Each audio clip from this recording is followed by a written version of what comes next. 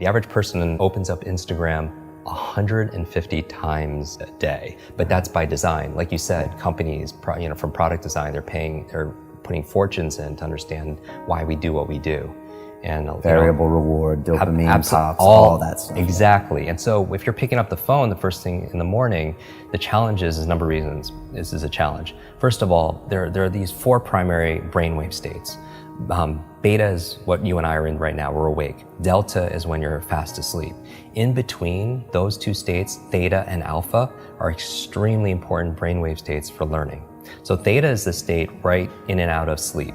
Theta is the state that we call creativity. When you are your most creative, usually it's coming because you're in this theta state. And you know this, when you're in and out of sleep, or you're close to you're so deep, your mind goes and you come up with ideas. You know what puts you in a theta state? Are showers. Oh, really? You ever notice when you're in the shower, you come up with some of your best ideas? Yeah, and your brain kind of drifts. It does, because you're in that brainwave state. So a big part of my work is taking the invisible and making it visible.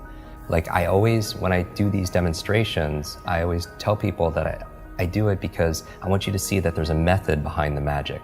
That when somebody does something that's extraordinary in athletics, in education, in technology, with the human body, there's always a trail, because genius leaves clues. Above theta, though, is the state called alpha, right below beta, where you're most aware and awake. Alpha is a state of learning, accelerated learning. It's a state of relaxed awareness. This is a state we go into when we meditate, because your critical mind is set aside and you just absorb information unconsciously. You know what puts you into an alpha state? Television. You ever notice that if somebody's watching the game or somebody's watching their favorite TV show and you're trying to have a conversation with them and they literally are in trance, they don't hear you because of the television programming, which might be an interesting word, programming and putting people into a trance. But that's the alpha state. That's where information is just going inside your mind. So we train people how to learn languages faster, learn facts better by putting them into an alpha state, a relaxed state of awareness. And we can do that by design. And people don't realize this. And this is the whole thing. I really think this should have been taught back in school, because school was a great place to learn what to learn. Math, history, science, Spanish, important subjects on what to learn. But how many classes were on how to learn? Does that even exist these days? No, that's what I'm saying. How many classes were on how to think critically, how to make good decisions, how to solve problems, how to focus and concentrate, how to read faster, how to remember more, right?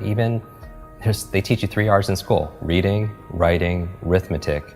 But what about remembering? What about recall? What about retention? Right? Socrates says there is no learning without remembering. And that's really the basis of it all. But I would say that knowing you're in this alpha theta state first thing in the morning, you're very suggestible, right? And if the first thing you're picking up is your phone, then that really is rewiring our brain for 2 things. The dangers. That's going to really decrease your level of productivity and performance. Number 1, it's training you to be distracted. And we talked about that. Every like, share, comment, everything is just making you just pay attention to everything else, and rewiring your brain. So when you're having a conversation with somebody, you can't even focus because you've trained your brain to do otherwise.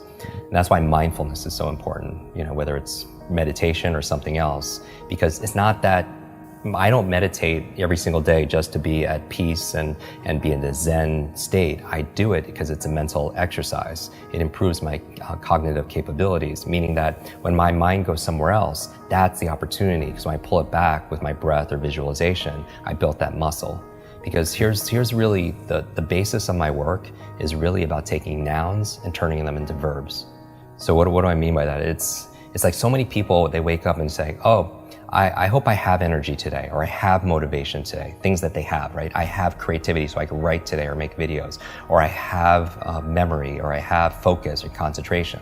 Those aren't things you have, those are things you do. And so you don't have love, you do loving things. You don't have energy, you do things that give you energy. Just like that applies, same thing with learning. You don't have focus, there's a process for doing focus. You don't have a memory, there's steps to improve your memory or to remember things better. Creativity is not something you have, there's actually a process for creativity. So you should never suffer from writer's block or anything else like that, because that's where if you don't understand how you work, when I was talking about self-awareness and understanding ourselves, I think if somebody wants to improve their their self-esteem overnight, just study your brain. Like you'll get a boost of confidence and pride like instantly, because it is the most incredible, I don't even know what to call it, a device, a supercomputer, what, in the whole universe. You know, it's not just about going out to Mars and all these other places. I want to go in here, because this controls what? Everything, our careers, our income, our health, our relationships, you know, whether or not you get, you know, complete. We were talking about this before our conversation here. What, you know, when you're training for Ironman and triathlons and everything else, is how much of it is mental. Like we know, like everyone knows what to do, but do they do what they know? Because common sense is not common practice. And it's a myth that knowledge is power. Knowledge it has the potential to be power, but it only becomes power when we use it, when we apply it. Like people think they should get points for buying books and sitting on their shelf, and it just sits there and becomes like shelf help, not self-help, right? Self-help, yeah. Or somebody will go and learn something. They'll listen to a podcast like this or a show, or they'll go to a conference. They'll pay all this money, but they don't do anything with what they learn. And part of it also is because they forget it. You know, everyone knows there's a learning curve, but there's also a forgetting curve. Did you know, like the forgetting curve says that if you learn something once, within 48 hours, 80% of it is gone. 80%. So you listen to a show, you watch something on YouTube, you go to a conference, you read a book, within 2 days, the majority of it is gone, because nobody trains us how to have, that's why memory is so important. Okay. You know, and so the first thing, don't touch your phone, because it's training you to be distracted. The second thing is it's training you, rewiring your brain to be reactive. Reactive, meaning that you're in this relaxed state of awareness when you first wake up. You pick up your phone, you get one text with bad news, or one voicemail, or one email. And you know this has all happened to us. You're in a bad mood for the rest of your day because you're so impressionable. You're in that hypnotic state and it affects you. And you can never have a quality life, you know, with that, you know, and be the best version of ourselves, be an elite mental performer or high performer when you're responding and reacting to everybody else. You know, my friend Brendan Burchard says, an inbox is nothing but a convenient organizational system for other people's agenda for your life. And how can you have vision for your life? Like for me, the night before, like I did a whole episode on my morning routine, like 10 things I do every morning to jumpstart my brain. And I also have an evening 1 hour routine to get into sleep, to maximize my sleep. Sleep is so very important to be able to do. But one of the processes I do, besides, you know, blackout curtains and cold and temperatures and breath and stuff, meditation, is I don't touch a screen, right? Because it creates blue light. And most people should know this. The screen on your laptop, your phone, everything else emits this blue light, which inhibits the melatonin production, which helps you to relax and go to sleep. So no screens. But the other thing I do is I write down the 3 things I want to accomplish the next day personally, and the other 3 are professionally. So now when I wake up, I have a vision for my life.